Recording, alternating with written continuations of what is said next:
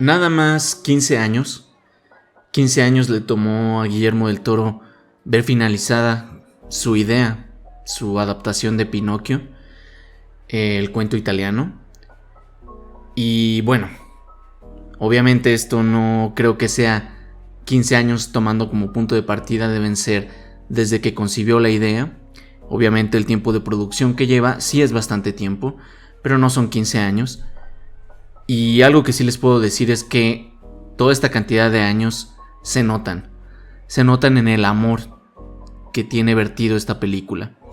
La noche que se presentó en el Festival Internacional de Cine de Morelia, los creadores estaban, algunas unidades de creación, específicamente animadores de Guadalajara, México, del taller del Chucho, estaban ahí presentes. Y se nota el alma que está puesta en esta película, también por parte de los animadores. Ahí hay un corazón de niño vertido y armado por muchos corazones de gente que adora el cine y que genuinamente se siente que se la pasan como niños cuando crean estas cosas. La película tiene muchos elementos reconocibles de la filmografía de Guillermo del Toro.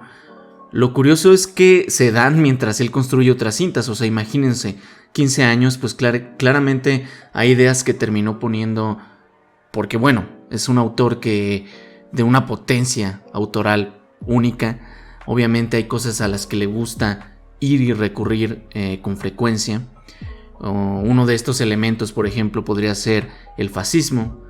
El fascismo ya estaba presente en una cinta como El laberinto del fauno, y aquí también está. Si ustedes recuerdan la idea de la militarización y cómo esta coexiste en el mismo mundo en el que un universo de un niño se está creando. El laberinto del fauno habla de muchas cosas, pero definitivamente ese es uno de los temas centrales. Y por ejemplo, aquí la estructura circular, o al menos como imitando la idea de un prólogo complementado más un epílogo al final, como hizo en La forma del agua con su fábula, cuando presenta pues a la princesa acuática y al final cerramos con esa idea. También está presente esta estructura circular de prólogo más epílogo aquí en esta película.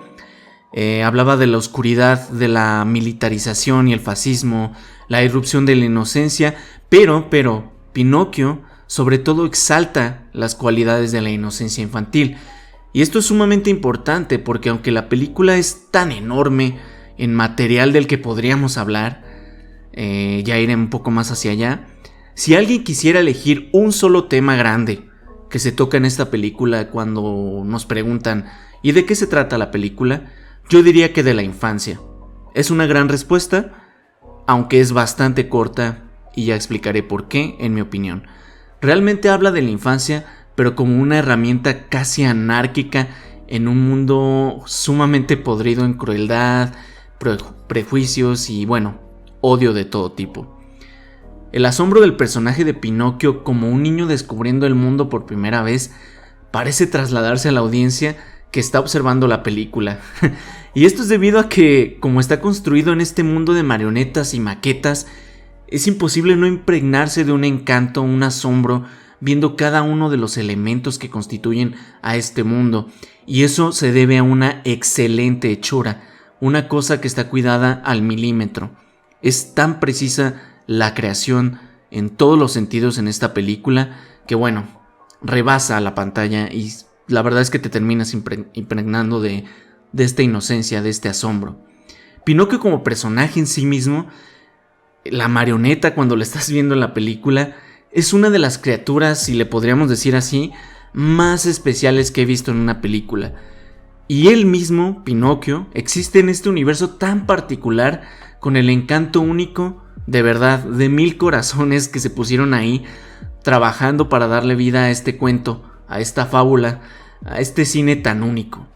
Me fascina que conforme avanza la trama, el cuento de Pinocchio, y diferentes cosas le van pasando al personaje, estas cosas se reflejan en la marioneta misma.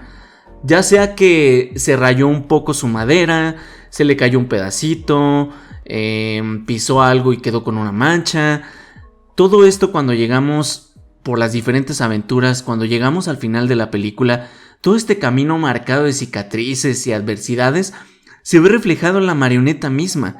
Y eso es mágico, porque además de que habla que se toma con la seriedad suficiente y el respeto a la continuidad de los diferentes eventos que van pasando en la película, también habla de algo mágico, nos está hablando un subtexto acerca de las cicatrices y cómo estas nos van formando, nos terminan formando, y no porque perdamos un pedacito de nosotros significa que seamos menos directamente, ¿no?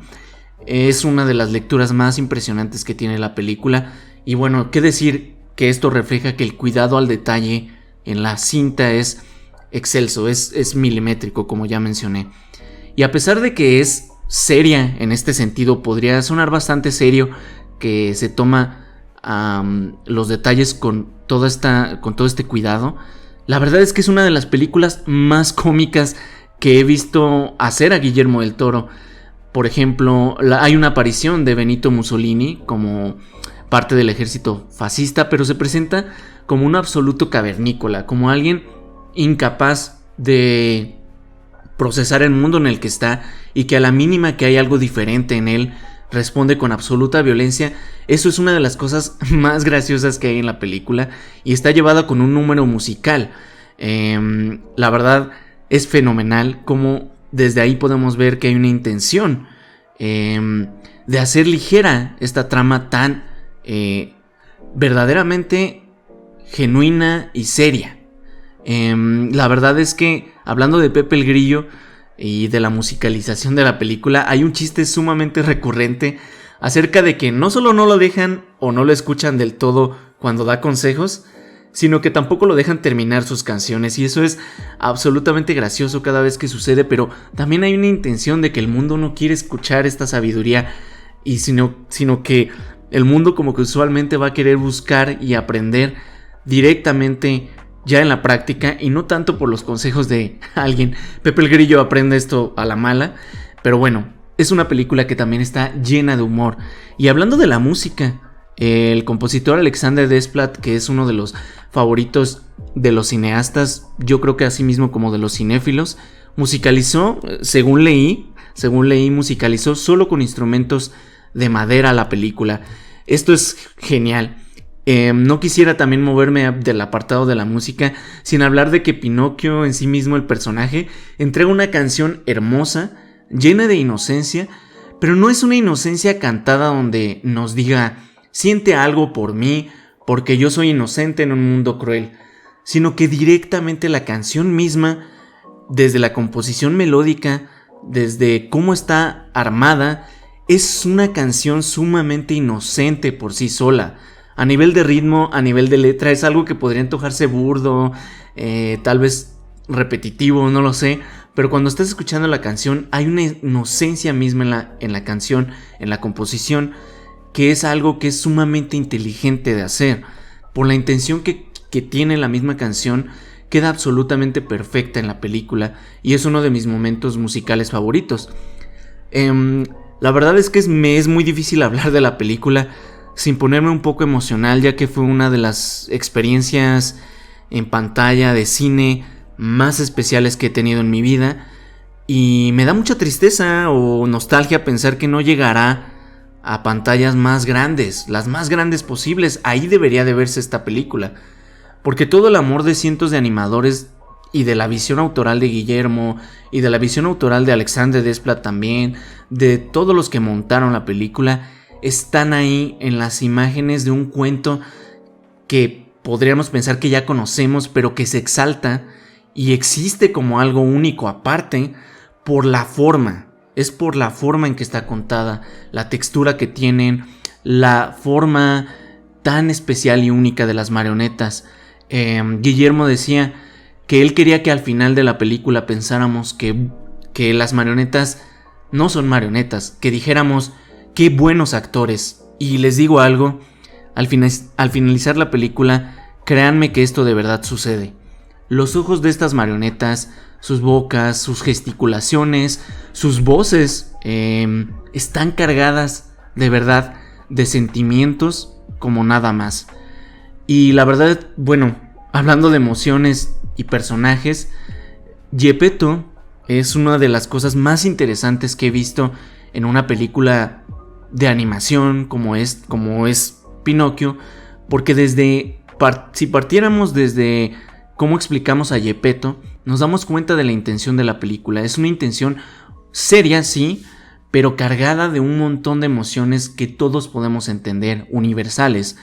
Geppetto, en este caso, es un ser humano lleno de defectos, es imperfecto como solo nosotros lo somos, los humanos.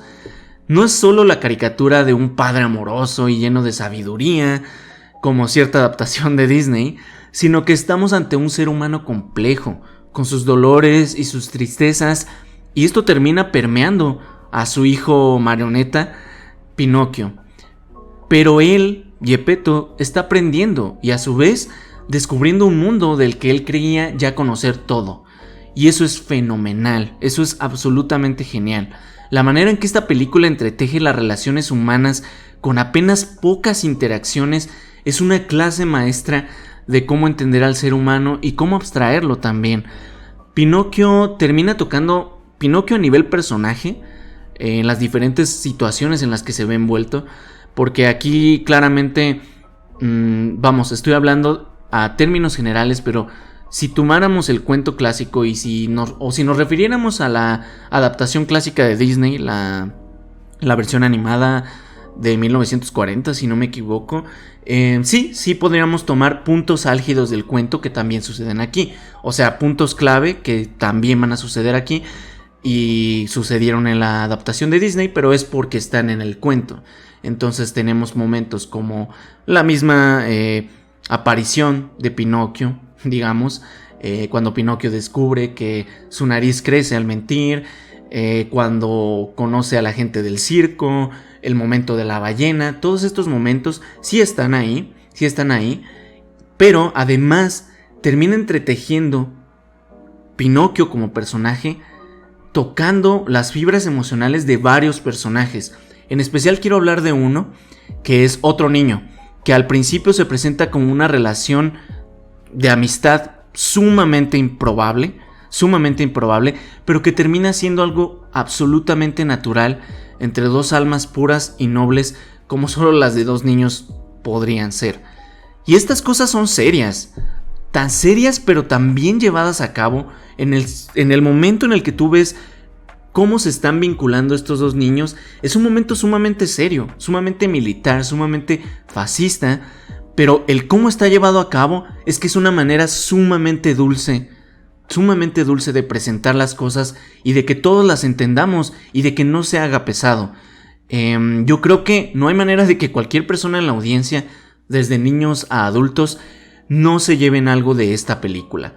Mencionaba que hay un complemento de prólogo más epílogo al inicio y obviamente al término de la película, donde hay como dos ideas presentadas y que se cierran. Como ya mencionaba, es algo que ya ha hecho Guillermo del Toro en sus películas, pero básicamente esta idea, hay dos personajes en particular que ayudan a dibujar esta idea aún más, y no son ni más ni menos que las hadas. Sí, la hada que todos conocemos del cuento clásico, que le da vida a Pinocchio, así, que le da vida a un pedazo de madera. Pero también hay otra presencia, porque Guillermo sabe que no hay vida sin muerte. Y así, con dos hadas que en realidad son mantícoras, se traza la dicotomía de la vida y la muerte, y cómo coexisten y cómo podemos conciliar con ambas. Esto no es un tema sencillo, pero aquí se presenta de tal manera que cualquier audiencia, cualquier niño, cualquier adulto puede tomar algo de cómo estas ideas coexisten en nuestro mundo y que entenderlas no debería ser algo de miedo, sino algo de conciliación. Lograr abstraer estos dos temas, el de la vida y la muerte, de la manera en que lo hace esta película, es la sabiduría de una vida entera, puesta aquí. Esto no es poca cosa. Es una clase maestra también, y además podríamos hablar de todos estos temas profundos y demás, pero es que a final de cuentas se termina viendo genial. Es una película que se ve genial, fluye como arena, así, fluye absolutamente genial. Y es increíble porque específicamente hablando de cuando aparecen estas mantícoras, las escenas con esa iluminación que tiene, donde aparecen estos dos personajes y estas ideas, hay algo místico y mágico en la presentación de esas, específicamente de esos personajes. Y yo creo genuinamente que tienen algo de Catrina mexicana por ahí. Pero bueno, realmente hablar de esta película es hablar de un producto, ya para ir cerrando, es hablar de un producto artístico de altísima categoría, único en su clase, y que yo creo que sentará precedentes en cómo se hacen las cosas que se suponen ser infantiles, pero que van a hacer llorar, reflexionar y reír a adultos por igual. Y por si esto fuera poco, es cine de la más alta categoría en cuanto a su hechura. La composición, el montaje, la fotografía, la iluminación, las actuaciones también, la música, todo eso está al más alto nivel y tiene toda la sabiduría de un creador como Guillermo del Toro ahí puesta. Es una película que no solo es la mejor película animada del año, de este año 2022, sino que debería competir directamente en mejor película del año, en categoría de mejor película del año, en los premios Oscar de la Academia. Digo, no se presentó en festivales de otro estilo que yo considero más serio, pero si quedan los Oscars, ahí debería estar considerada. Digo, a final de cuentas, Del Toro ya hizo historia haciendo ganar a una película de género como lo es su Fábula Fantástica, La Forma del Agua, en los Oscar, y yo creo que Pinocchio debería competir para mejor película del año y como mínimo, estar en la categoría. Pero la verdad, eso no importa. Cualquiera que sea el destino en premiaciones, y si no la exhiben en salas de cine como debería de ser, que me da tristeza, pero cualquiera que sea el destino, la verdad es que nada de eso importa, porque esta versión de Pinocchio va a estar y debería estar en lo más alto de la historia del cine contemporáneo. No es broma. Todas sus cualidades y todo lo que contiene, yo creo que por lo menos deberían estar o van a estar en la memoria de la gente, por lo increíblemente universal de sus ideas y el cómo las lleva, por las risas que te causa, por lo que te hace sentir. También debería estar en lo más alto de la categoría de cine, pero también, y finalmente, que creo que esto es lo más importante, va a estar en el corazón de sus audiencias, porque eso es lo que es. Esta película es puro amor por el cine y por la vida. Y pues bueno, no podría dejar de recomendarla. Sin más que decir, cuídate y nos escuchamos pronto.